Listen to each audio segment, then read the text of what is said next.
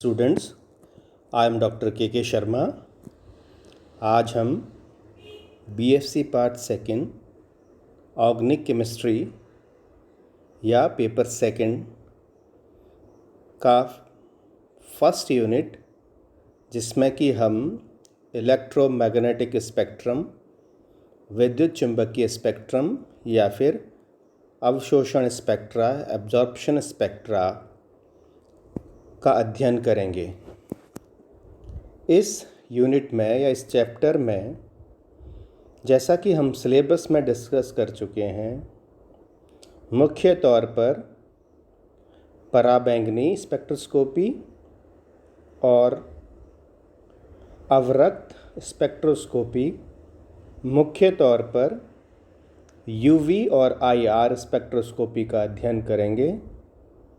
और इस अध्ययन में हम यूवी स्पेक्ट्रोस्कोपी में अवशोषण के नियम, मोलर अवशोषकता, यूवी स्पेक्ट्रा का प्रदर्शन और विश्लेषण, इलेक्ट्रॉनिक संक्रमणों के प्रकार, संयुग्मन का प्रभाव, क्रोमोफोर और ऑक्सोक्रोम की अवधारणा, बैथोक्रोमिक, हिप्सोक्रोमिक, हाइपरक्रोमिक और हाइपरक्रोमिक विस्थापन तथा संयुग्मित इनो और इनोनो के यूवी स्पेक्ट्रा का अध्ययन करेंगे। इसी प्रकार अवरक्त स्पेक्ट्रोस्कोपी में आणविक कंपन, हुक का नियम, चैन के नियम, आईआर बैंडों की तीव्रता एवं स्थिति, आईआर स्पेक्ट्रम का निर्धारण, अंगुली छाप क्षेत्र या फिंगरप्रिंट रीजन और डिफरेंट फंक्शनल ग्रुप्स के अभिलाक्षणिक अवशोषण और कार्बनिक यौगिकों के आईआर स्पेक्ट्रम की व्याख्या करेंगे। यहाँ जो विद्युत चुंबकीय स्पेक्ट्रम या इलेक्ट्रोमैग्नेटिक स्पेक्ट्रम है, उसमें हम मुख्य तौर पर अवशोषण स्पेक्ट्रा या एब्जॉर्प्शन स्पेक्ट्रा पढ़ेंगे। और इसे समझने के लिए कुछ इम्पॉर्टेंट पॉइंट्स या फंडामेंटल्स स्पेक्ट्रा के बारे में पहले पढ़ लेते हैं। सबसे पहले हम ये जान लेते हैं कि इलेक्ट्रोमैग्नेटिक स्पेक्ट्रम या विद्युत चुंबकीय स्पेक्ट्रम क्या होता है। इस इलेक्ट्रोमैग्नेटिक स्पेक्ट्रम को समझने के लिए सबसे पहले हम यह पढ़ लेते हैं कि विद्युत चुंबकीय विकिरण या इलेक्ट्रोमैग्नेटिक रेडिएशंस क्या होते हैं। तो ऐसे रेडिएशंस या विकिरण जिनकी तरंगें उस क्षेत्र में विचरण करती हैं या गमन करती हैं जिसमें विद्युत क्षेत्र तथा चुंबकीय क्षेत्र अर्थात इलेक्ट्रिकल फील्ड और मैग्नेटिक फील्ड परस्पर लंबवत स्थिति में या परपेंडिकुलर आपस में एक दूसरे के होते हैं। तो ऐसी रेडिएशंस को हम विद्युत चुंबकीय विकिरण या इलेक्ट्रोमैग्नेटिक रेडिएशंस कहते हैं। इसका सबसे अच्छा एग्जाम्पल है सनलाइट या सूर्य का प्रकाश और एक्स किरणें, गामा किरणें, ये सब इलेक्ट्रोमैग्नेटिक रेडिएशंस के उदाहरण हैं। और इस इलेक्ट्रोमैग्नेटिक रेडिएशंस में मेनली जो तरंग की दिशा है, विद्युत चुंबकीय तरंग की दिशा है, उसके लंबवत इलेक्ट्रिकल और मैग्नेटिक फील्ड रहते हैं। जब हम इस इलेक्ट्रोमैग्नेटिक रेडिएशन को किसी पदार्थ में से गुजारते हैं तो उस पदार्थ के अणु विद्युत चुंबकीय विकिरण या इलेक्ट्रोमैग्नेटिक रेडिएशंस का विभाजन कर देते हैं, उससे इंटरैक्शन करते हैं और इस इंटरैक्शन से प्राप्त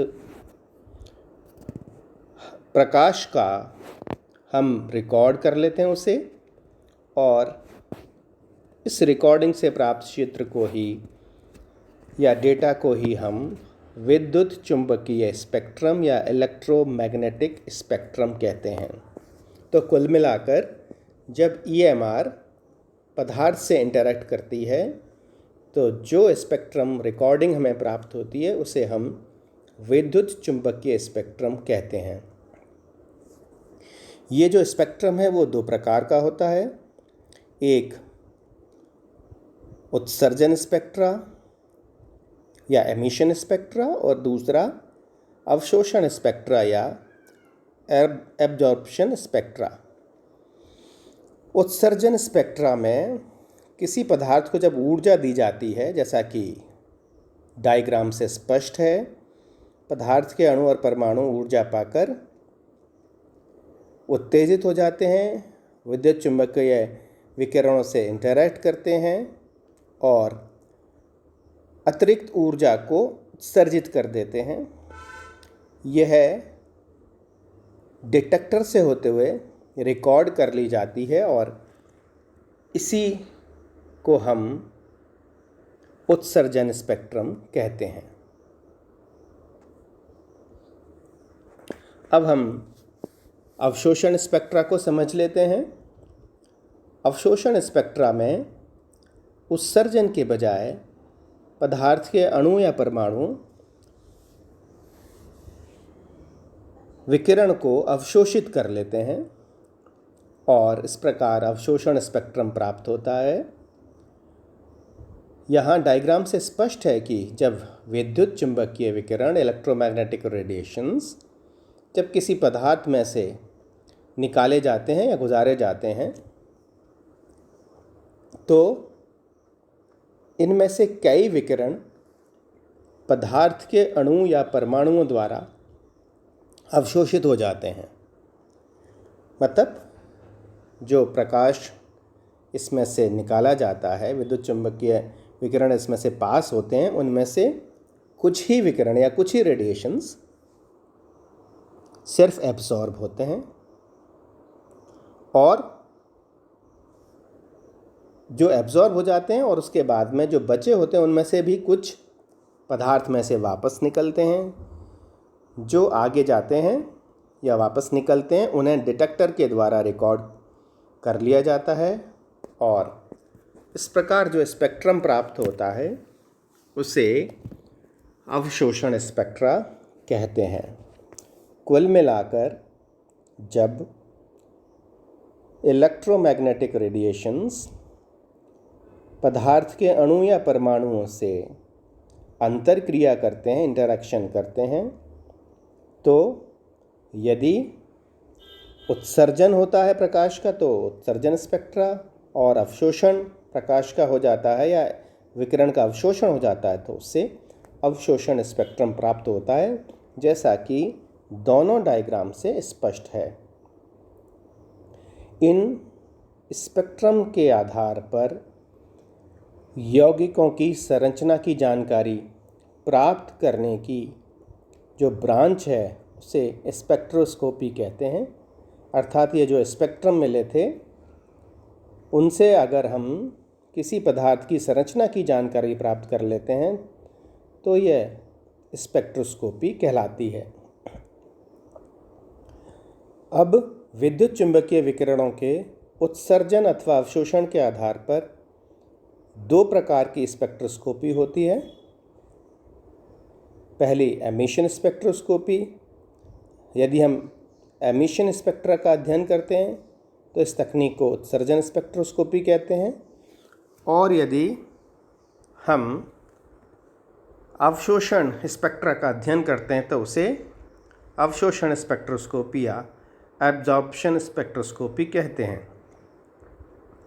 इस चैप्टर में, इस यूनिट में हम, जैसा कि मैंने पहले बताया, मुख्य तौर पर अवशोषण स्पेक्ट्रोस्कोपी का अध्ययन करेंगे।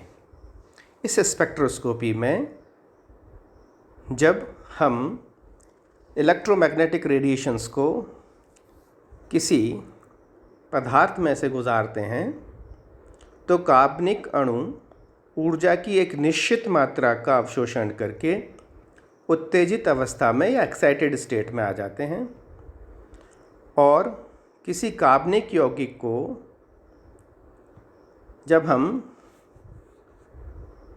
विद्युत चुंबकीय विकिरणों के पथ में रखते हैं तो उस यौगिक के अणु विकिरणों में से केवल उन फोटोन का अवशोषण करते हैं जिनकी ऊर्जा का मान उन अणुओं की निम्नतम ऊर्जा स्तर E1 एवं एक्साइटेड एनर्जी लेवल या E2 के अंतर के बराबर हो।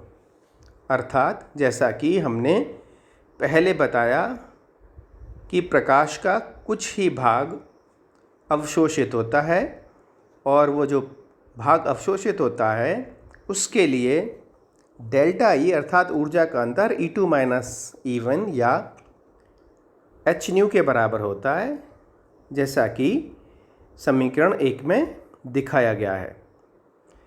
ये जो फोटोन है इनके अवशोषण के बाद जो शेष निकले हुए पारगत या ट्रांसमिटेड रेडिएशंस होते हैं उनके विभाजन से या उनके अध्ययन से अवशोषण स्पेक्ट्रम प्राप्त होते हैं। यहाँ यह बताना ज़रूरी है कि अवशोषण स्पेक्ट्रम में केवल इलेक्ट्रोमैग्नेटिक रेडिएशंस का कुछ ही पार्ट अवशोषित होता है और इस अवशोषित पार्ट के बाद शेष निकले हुए जो विकिरण हैं उनसे अवशोषण स्पेक्ट्रा प्राप्त होता है। स्पेक्ट्रोमीटर का एक सिंपल डायग्राम यहाँ दिया गया है। यहाँ पर S जैसा कि डायग्राम से स्पष्ट है, S प्रकाश का स्रोत है, सोर्स ऑफ लाइट है। I0 तीव्रता की जो रेडिएशंस हैं वो नली में रखे पदार्थ, जिसको हमने T से दिखाया है, उसमें से गुजारे जाते हैं। इसमें से निकलने के बाद जो रेडिएशंस हैं उनकी तीव्रता I रह जाती है। इस I तीव्रता के प्रकाश को हम मोनोक्रोमेटर में से गुजारते हैं और ये मोनोक्रोमेटर से होता हुआ डिटेक्टर में, और डिटेक्टर के बाद यह स्पेक्ट्रम रिकॉर्डर द्वारा रिकॉर्ड कर लिया जाता है। यहाँ इस रिकॉर्डर में जो स्पेक्ट्रम रिकॉर्ड होता है वो पदार्थ के अवशोषणांक मतलब एब्जॉर्बेंस अथवा अवशोषकता मतलब एब्जॉर्प्टिविटी, अर्थात जो एब्जॉर्बेंस है उसको हम तरंग दैर्ध्य के विरुद्ध ग्राफ प्लॉट करते हैं और इस प्रकार जो आरेख प्राप्त होता है वही पदार्थ का अवशोषण स्पेक्ट्रम होता है। इस प्रकार हम इस स्पेक्ट्रम से यौगिकों की संरचना भी ज्ञात कर सकते हैं। यहाँ एक और डायग्राम है जिसमें विभिन्न प्रकार के विद्युत चुंबकीय स्पेक्ट्रम दिखाए गए हैं और इसको देखने से ये स्पष्ट है कि अगर हम तरंग दैर्ध्य के बढ़ते हुए क्रम में इनको अरेंज करें तो सबसे पहले कॉस्मिक और गामा रेज, फिर उसके बाद में एक्स रेज, फिर यूवी, फिर उसके बाद में विजिबल दृश्य क्षेत्र, इसके बाद में आईआर और फिर माइक्रोवेव, फिर इसके बाद में एनएमआर, रेडियो वेव्स और फिर इलेक्ट्रिक करंट। ये एक विद्युत चुंबकीय स्पेक्ट्रम के विभिन्न प्रकार हैं। अवशोषण स्पेक्ट्रम प्रदर्शित करने के लिए दो प्रकार की जो स्पेक्ट्रोस्कोपी है, जैसा पहले बताया, वहाँ उसका अध्ययन करेंगे हम। पहली है अल्ट्रावायलेट स्पेक्ट्रोस्कोपी या पराबैंगनी, जब पदार्थ के अणु प्रकाश के दृश्य क्षेत्र या पराबैंगनी क्षेत्र में ऊर्जा का अवशोषण करते हैं तो अल्ट्रावायलेट या पराबैंगनी स्पेक्ट्रम प्राप्त होता है। इस ब्रांच को हम यूवी स्पेक्ट्रोस्कोपी कहते हैं और इसकी जो परास है वो 200 से 800 नैनोमीटर तक होती है, अर्थात इस परास में लैम्डा मैक्सिमम या अधिकतम प्रकाश का तरंगदैर्घ्य के प्रकाश का अवशोषण होता है और प्रकाश के अवशोषण द्वारा अणुओं के इलेक्ट्रॉन उत्तेजित होकर निम्न ऊर्जा स्तरों से उच्च ऊर्जा स्तरों में चले जाते हैं और यही स्पेक्ट्रोस्कोपी जिसमें कि पदार्थ पराबैंगनी क्षेत्र में प्रकाश का अवशोषण करता है, यूवी स्पेक्ट्रोस्कोपी कहते हैं। इसी प्रकार यदि पदार्थ अवरक्त क्षेत्र में विकिरणों का अवशोषण करता है तो कंपन स्पेक्ट्रोस्कोपी या आईआर स्पेक्ट्रोस्कोपी प्राप्त होती है और इसकी जो परास है वो 2.5 से लेके 15 μm तक जाती है और इस स्पेक्ट्रोस्कोपी को आईआर स्पेक्ट्रोस्कोपी कहते हैं। अब हम पराबैंगनी स्पेक्ट्रोस्कोपी का विस्तार से अध्ययन करेंगे और ये जो दृश्य क्षेत्र में भी प्रकाश का अवशोषण करता है 200 से 400 nm तो पराबैंगनी क्षेत्र होता है और 400 से 800 nm तरंगदैर्घ्य वाला प्रकाश दृश्य क्षेत्र वाला कहलाता है, जो 7 रंगों के मिश्रण से बनता है। इसे वेबगौर कहते हैं। Thank you.